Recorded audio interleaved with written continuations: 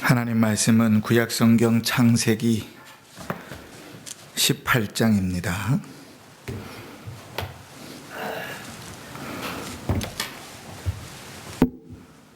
구약성경 창세기 18장 22절로 33절까지.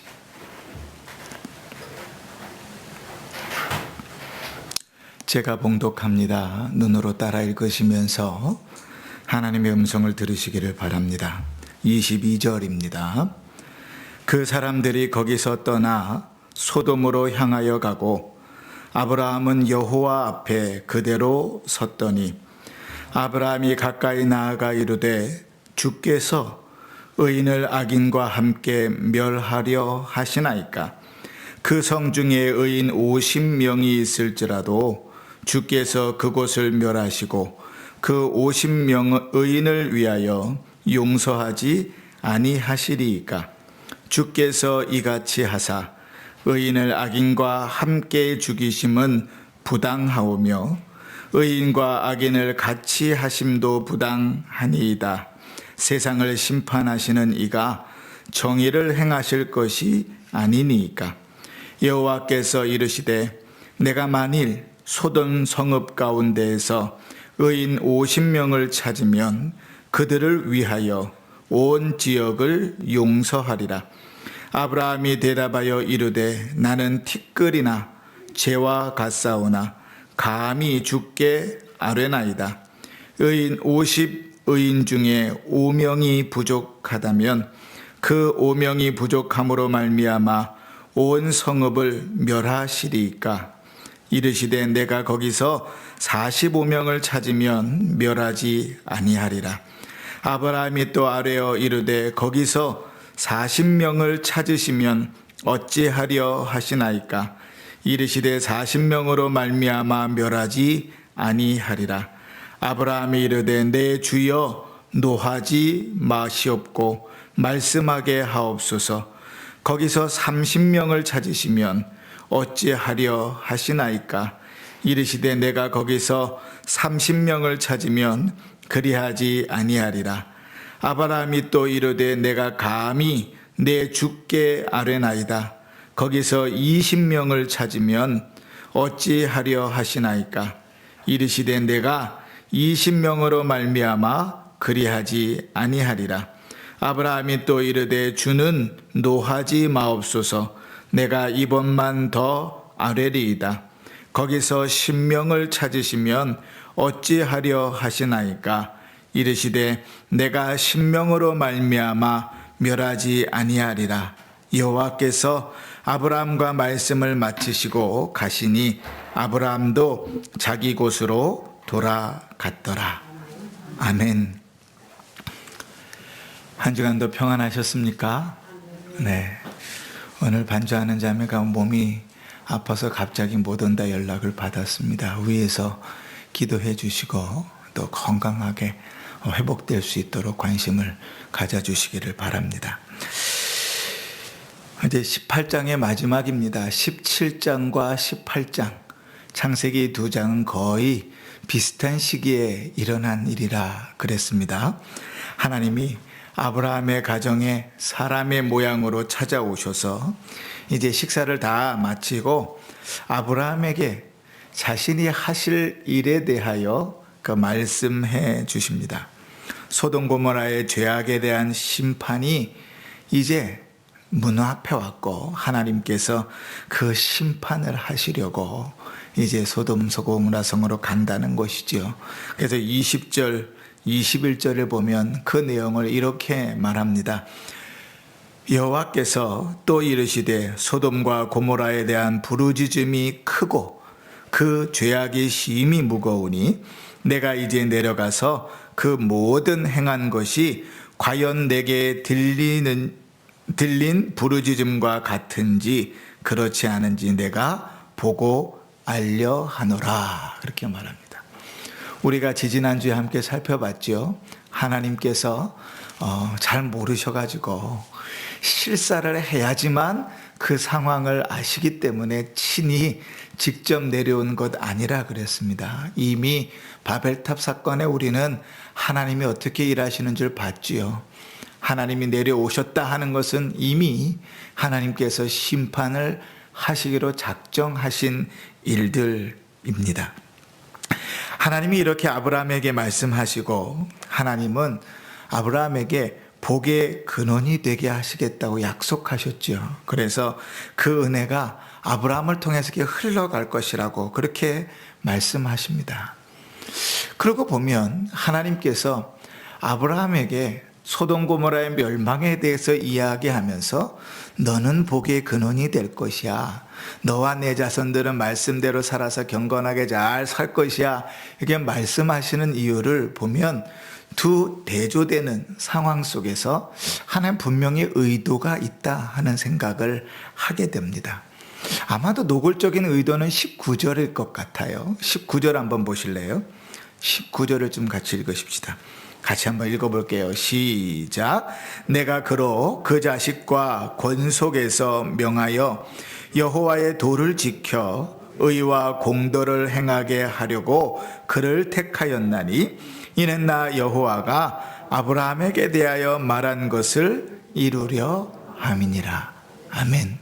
무슨 말인지 이해가 되시죠? 그런데 저는 참 이해가 잘 안 돼가지고 이 구절을 얼마나 많이 읽었는지 몰라요.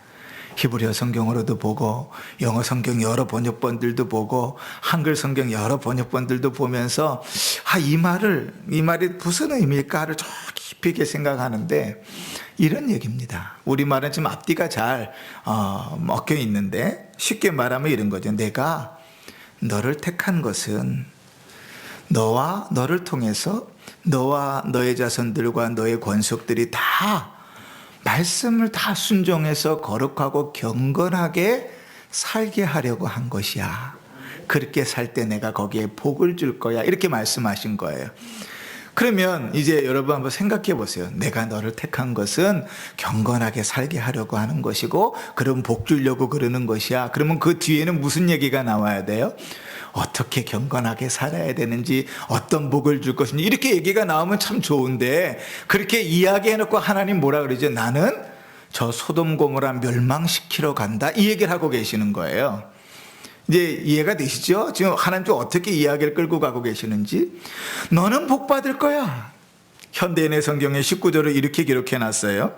내가 아브라함을 택한 것은 그가 자기 자녀들과 후손들을 잘 인도하여 의롭고 선한 일을 하게 하여 경건하게 살도록 하기 위해서다. 이렇게 말해요. 그렇게 말해놓고서 본인은 지금 뭐라고 얘기해? 너는 경건하게 살아야 돼. 근데 나는 저 죄악이 극심한 소돔 고모라를 멸망시키러 가. 이렇게 말씀하고 계시는 거예요. 복과는 전혀 반대의 이야기를 지금 하나님 하고 계시는 거예요. 차라리 앞에 이야기를 하고 계시지 않았다면 그냥 그렇게 이해할 수 있겠어요. 그런데 도대체 하나님의 진의가 뭔가를 깊게 생각하도록 만드는 거죠. 자, 하나님은 아브라함에게 이렇게 말씀하시는 것 같이 들립니다. 야, 너는 믿음으로 살아야 돼. 너와 네 자녀들은 믿음으로 말씀을 순종하면서 경건하게 살아야 돼. 그래서 내가 내려주는 큰 복들을 다 누리며 살아야 돼. 그런데 믿음으로 살지 않는 사람들은 어떻게 되는 줄 알아? 저 소돔과 고모라처럼 되는 거야. 내가 지금 저 패역한 죄악이 극악한 소돔과 고모라를 멸망시키러 간다고 말하는 거죠. 하나님께서 우리에게 그렇게 지금 이야기하신다고 생각해 보세요. 이렇게 얘기하는 거예요. 교훈아, 넌 참 믿음으로 살아야 돼. 너하고 네 자식들은 믿음으로 살아서 내가 부어주신 한없는 복을 다 누리면서 살아야 돼. 그런데 너희 옆집에 사는 사람 있잖아. 그 사람은 너무 악해가지고 내가 멸망시켜버릴 거야. 이런 얘기를 듣는다고 생각해 보시라고요. 너희 옆집에 그 사람 있잖아. 너희 이웃에 그 사람 있잖아. 그 사람은 너무 악하게 살아가지고 그 사람 내가 멸망시켜버릴 거야. 지옥에 쳐넣을 거야. 라고 우리에게 이야기하신다고 생각해 보세요. 그럼 여러분 어떻게 반응할까요? 할렐루야. 주님, 저는 구원받았으니까 좋습니다. 그 사람은 죽든지 말든지 지옥에 가든지 말든지 우리 내가 아니니까 상관없습니다. 그러실까요? 어떨 것 같아요? 그래도 우리 성도님들 수준은 꽤 있으시기 때문에 그러지는 않으시겠지요. 아마 아브라함처럼 반응하지 않을까 싶습니다. 그지? 그 하나님의 말씀에 아브라함은 이렇게 생각한 것 같아요. 하나님 나에게 복 주셔서 나와 내 가족과 내 후손들이 그 말씀을 순종하면서 경건하게 살아가면서 은혜와 복을 누리고 살게 하셨는데, 저 소돔 고모라 땅에 살아가는 사람들은 그 죄악 가운데 죽는다고 하니 그것이 달갑지 않은 거예요. 그런데 더더군다나 소돔 고모라 성에 누가 있어요? 조카 롯의 가정이 살고 있잖아요. 근데 아브라함이 그래서 하나님 앞에 중보 기도하기 시작하는 겁니다. 중보라는 말은 이런 뜻이에요. 누구와 누구 사이에 서 있다, 이런 말이에요.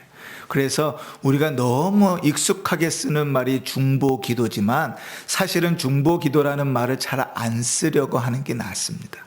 성경에는 도고라는 좋은 표현이 있어요. 타인을 위해서 기도한다.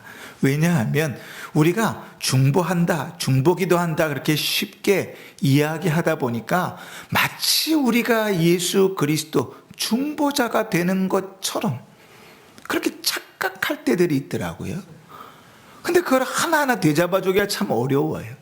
하여간 그건 나중에 또 기회가 되면 우리가 말씀을 나누기로 하고, 이 아브라함은 우리가 익숙한 표현으로 중보기도를 하기 시작합니다. 그래서 우리가 읽은 23절 오늘 제목이 아브라함이 가까이 나아가 이르되, 이게 뭐예요? 하나님 앞에 기도하러 나가는 거예요. 그런데 여러분, 이 대목이요 사실은 대단히 이해가 안 되는 대목입니다. 모르겠어요. 저한테는 그랬어요. 아브라함의 마음을 보면 그래, 아브라함이 나처럼 악한 사람이 아니니까 나는 복을 받는데 옆 사람은 저주를 받는다고 하니 그거를 그냥 놔둘 수가 없어서 하나님 앞에 주님 그러면 안 되지 않습니까? 기도하는 것이 당연하다 생각이 되지만, 여러분 제가 이렇게 얘기해 볼게요. 자, 그 성에는 누가 살고 있죠? 소돔 고모라 성의 조카 롯의 가정이 살고 있습니다. 예전에 그돌라오멜이라는 연합군이 소돔성을 공격해가지고 그 성 사람들을 다 포로로 잡아가고 재물을 다 뺏어간 적이 있었습니다. 기억나시죠? 그때 아브라함이 어떻게 했죠?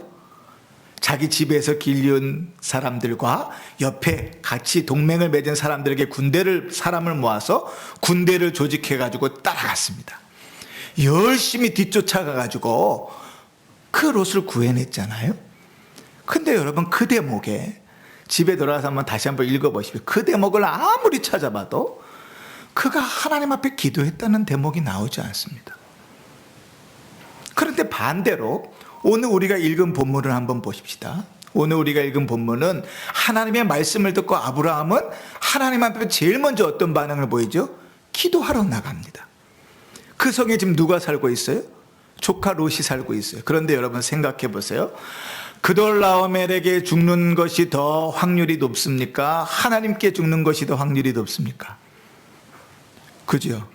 지금 그돌라오멜에게 잡혀갔을 때가 더 큰 일입니까? 아니면 지금 하나님께서 심판하러 가시겠다고 하는 사건이 더 큰 일입니까? 하나님께서 멸망시키러 가겠다는 그 사건이 훨씬 더 큰 일입니다.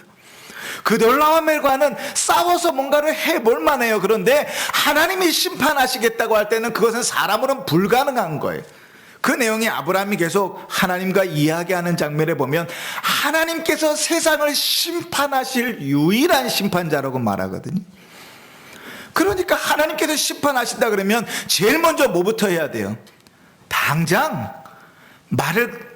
제일 빠른 말을 가득 타고 소돔 속으로 달려가가지고 자기 조카 롯의 가족을 끄집어내야 돼요. 그게 정상이에요. 아니면 그 흔한 많은 종들 중에 가장 똘똘하고 가장 건강한 사람 하나라도 먼저 빨리 소돔 성으로 보내서 하나님의 사자가 가기 전에 먼저 도착해서 그 성에서 나오게 해야 되는 게 우선이에요. 그렇죠? 그런데 오늘 우리가 읽은 본문을 아무리 읽어봐도 아브라함은 기도할 뿐 그 흔한 종 한 명을 보내지 않습니다. 상황은 완전히 반대인데 아브라함의 보인 모습도 완전히 반대로 기록하고 있는 것이죠. 여러분, 이 내용을 보면서 우리가 더 놀라운 사실은 뭐냐면 아브라함은 하나님과의 기도를 마친 이후에도 종을 보내지 않습니다. 왜 그렇죠?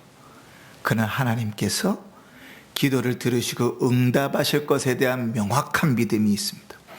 하나님의 사자들이 갔기 때문에 더 이상 누구를 보낼 이유가 없다는 명확한 믿음이 있습니다. 그는 중보자로 그렇게 서 있는 것입니다.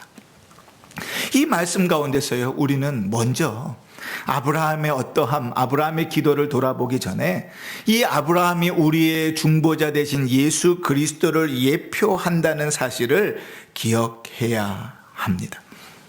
여러분, 아브라함이 하나님 앞에 이렇게 기도하지 않았어요? 하나님, 그 성에 내 조카 롯의 가정이 살고 있는데 하나님 그 가정은 좀 살려주시면 안 됩니까? 이렇게 기도할 수 있잖아요. 그죠? 그렇게 기도해도 하나님은 충분히 조카 롯의 가정은 그 기도를 들으시고 살리셨을 겁니다. 왜냐하면 아브라함의 그 기도로 인하여 롯이 살았기 때문에 그래요. 창세기 19장 29절에 보면 우리가 나중에 살펴보겠지만 이렇게 기록합니다. 하나님이 그 지역의 성을 멸하실 때, 곧 롯이 거주하는 성을 엎으실 때에 하나님이 아브라함을 생각하사 롯을 엎으시는 중에서 내보내셨더라. 아멘. 하나님은 아브라함의 기도를 들으시고 롯을 건져내십니다. 롯의 구원받음은 그의 의로움과 거룩함 때문이 아닙니다. 나중에 19장을 살펴보면서 우리가 좀 더 살펴볼 것입니다. 그러니 아브라함이 얼마든지 하나님, 롯의 가정을 살려주십시오 라고 기도할 수 있었어요. 그런데 아브라함은 그렇게 기도하지 않았습니다. 뭐라고 기도했죠? 주님, 그 성에 의인이 50명이 있다면 그 50명으로 인해서도 의인 50명을 악인과 함께 멸해버리시겠습니까? 라고 말합니다. 여러분, 이 대목이 참 중요합니다. 왜냐하면 첫 번째, 아브라함은 그 성에 의인이 몇 명 있는지 알지 못합니다. 그런데 왜 의인 50명이라 그랬을까? 두 번째, 아브라함의 기도는 대단히 당돌합니다. 여러분, 기도의 내용을 한번 보세요. 이렇게 기도합니다.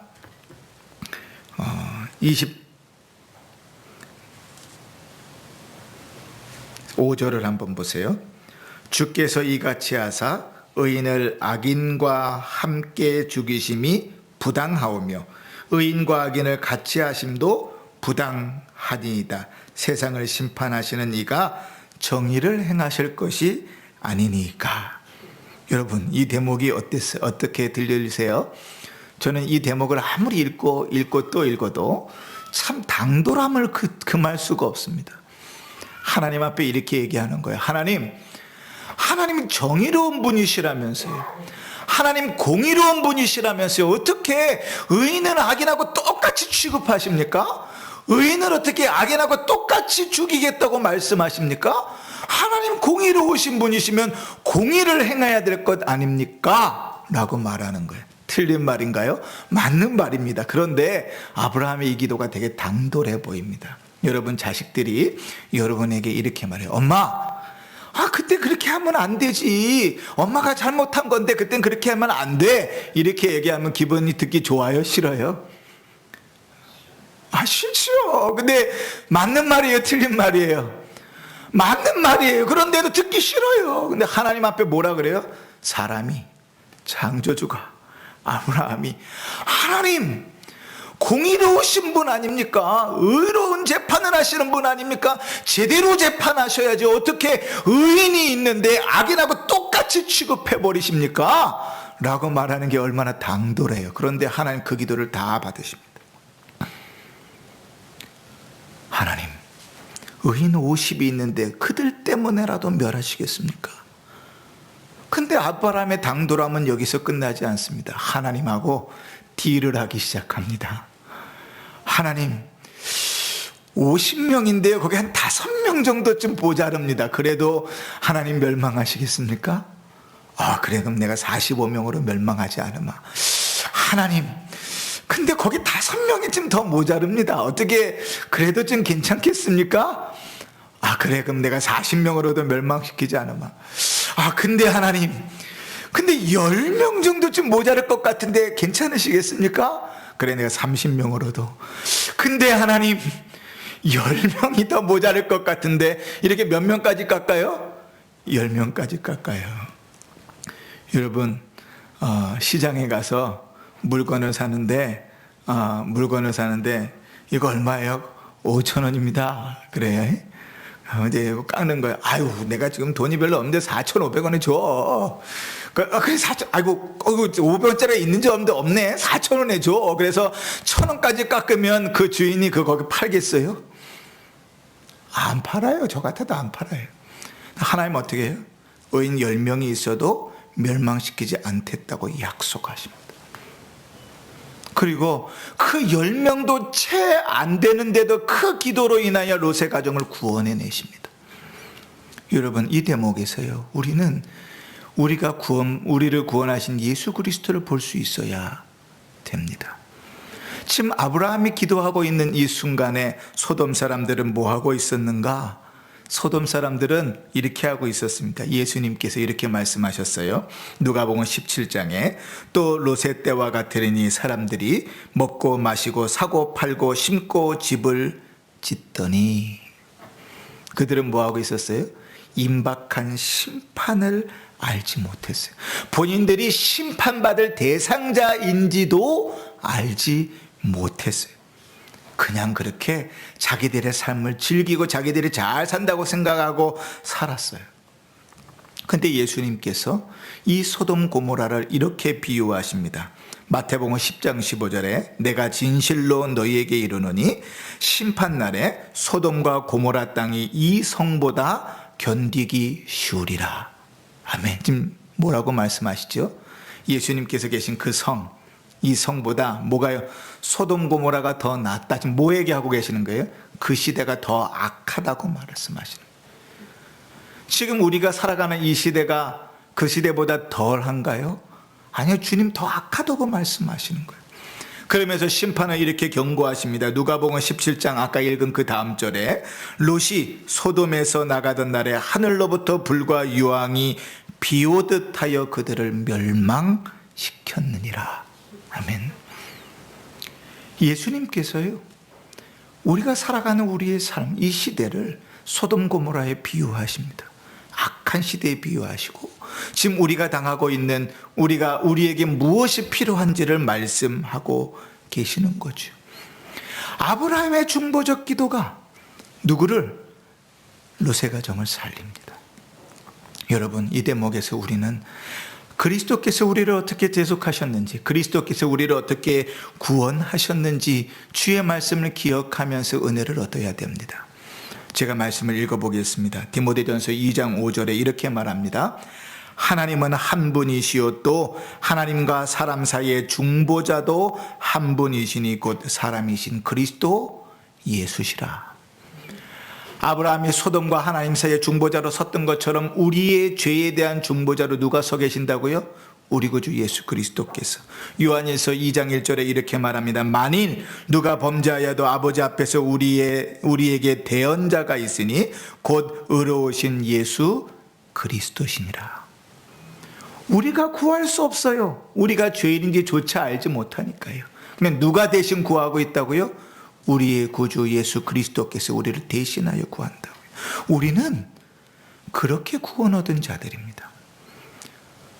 우리가 얼마나 악한가를 성경은 이렇게 표현합니다. 요한일서 4장 19절에 우리가 사랑함은 그가 먼저 우리를 사랑하였습니다. 우리가 하나님을 먼저 찾아 나간 것이 아닙니다. 하나님이 필요합니다. 이 멸망의 시기에 나를 구원해 주실 구원자가 필요합니다. 주님 앞에 먼저 나간 것이 아니라 누가? 하나님께서 우리를 먼저 사랑하셨다고요. 우리가 너무나 잘 아는 로마서 5장 8절에 우리가 아직 죄인 되었을 때에 그리스도께서 우리를 위하여 죽으심으로 하나님께서 우리에게 대한 사랑을 확증하셨느니라.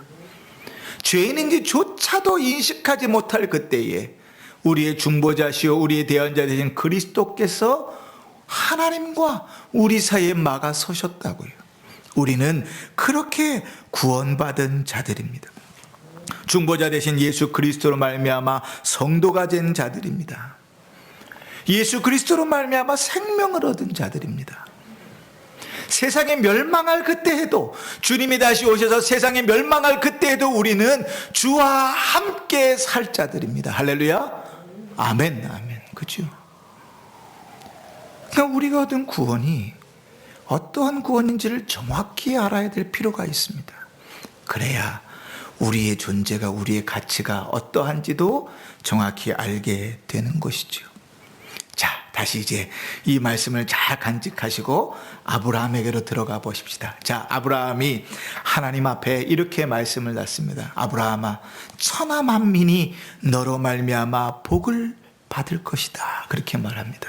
그 얘기는 이런 말씀이다. 아브라함아, 너를 통하여 천하 만민이 복을 누리게 될 것이다. 그 복은 뭐 어떤 복이지요?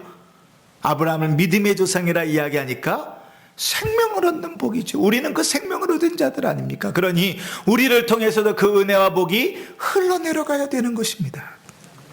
자, 그러면 우리는 아브라함의 이 중보 기도에서 두 가지를 좀 배웠으면 좋겠습니다. 첫 번째는 무엇인가 하면 누구를 위해 기도할 것인가? 누구를 위해 기도할 것인가? 여러분, 아브라함의 기도가 되게 당돌합니다.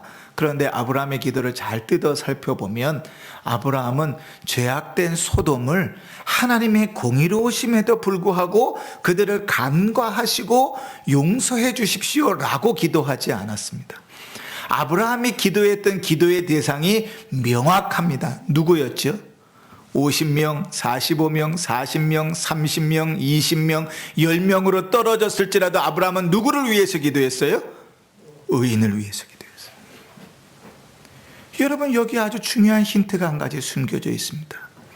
성도들이 기도하는 것, 그죠? 누구를 위하여 기도하기 힘써야 돼요. 서로 돌아보아 기도하기 힘써야 돼요.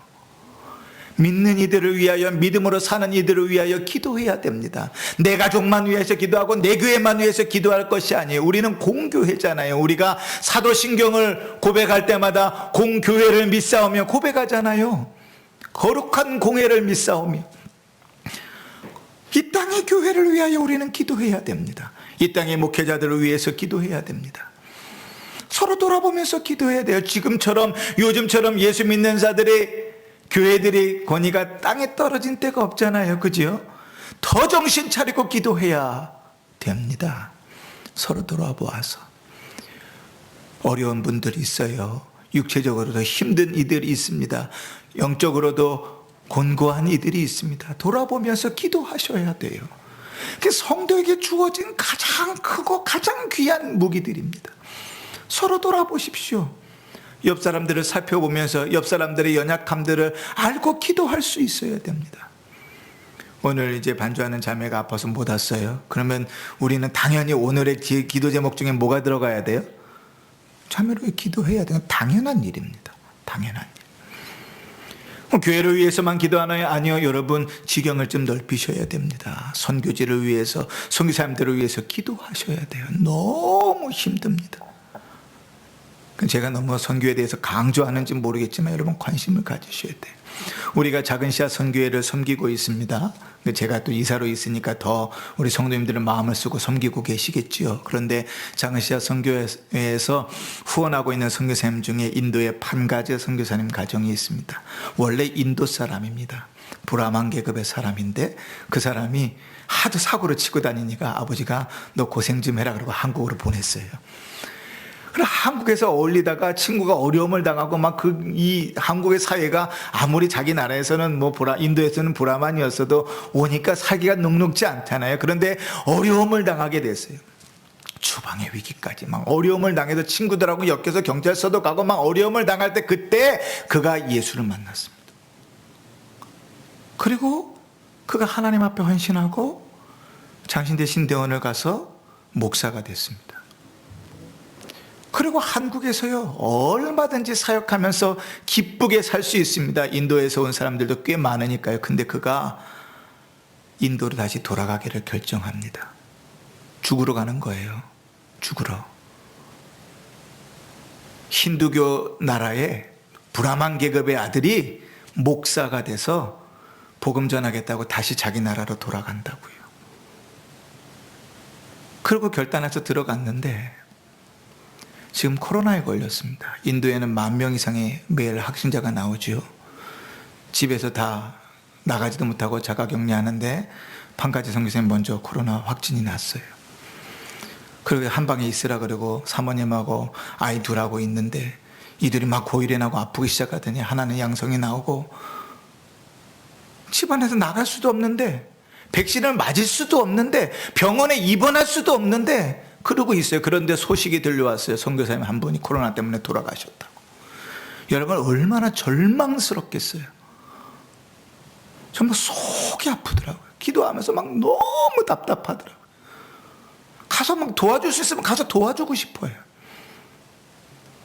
여러분 돌아보면 기도하셔야 됩니다. 지금 선교지에서 선교사님들 대부분이 다 그러세요. 목숨 걸고 복음 전하고 계시거든요.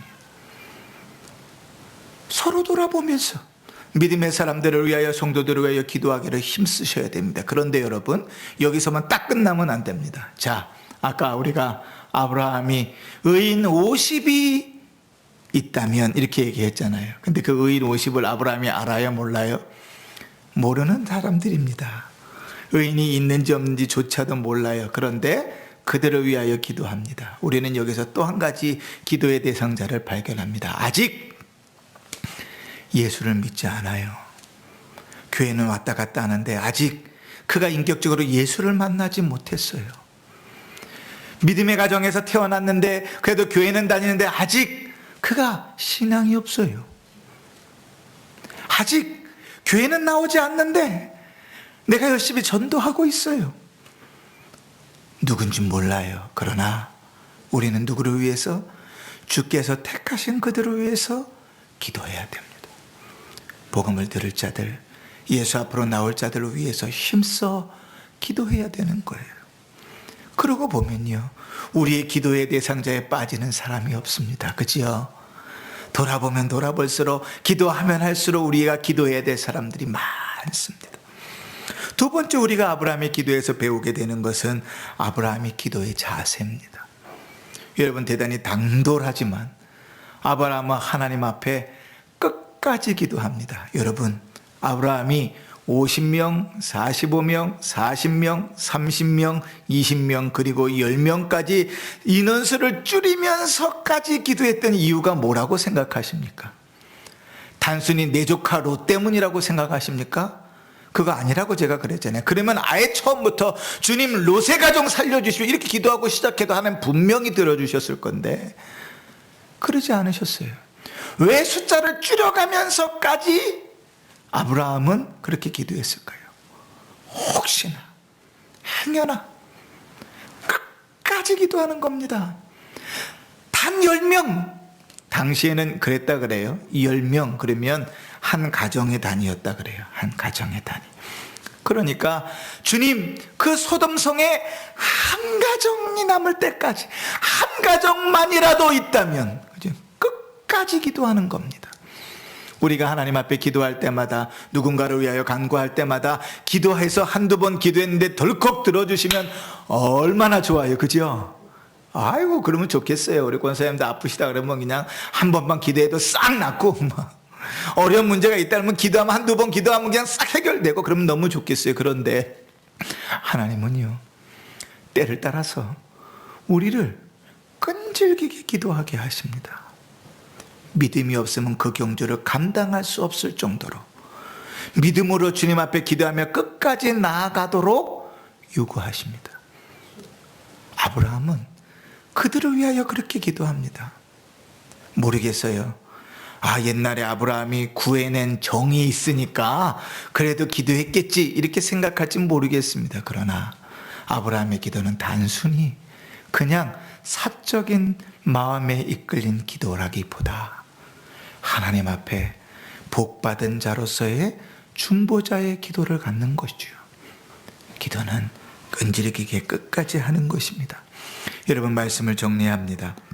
우리가 먼저 말씀 속에서 꼭 기억해야 될 것, 우리 구주 예수 그리스도의 중보하심으로 인하여 우리가 구원받은 자 되었다는 사실입니다. 이 사실을 꼭 잊지 마십시다. 우리가 하나님 앞에 나와 예배하는 이유도 여기에 있습니다.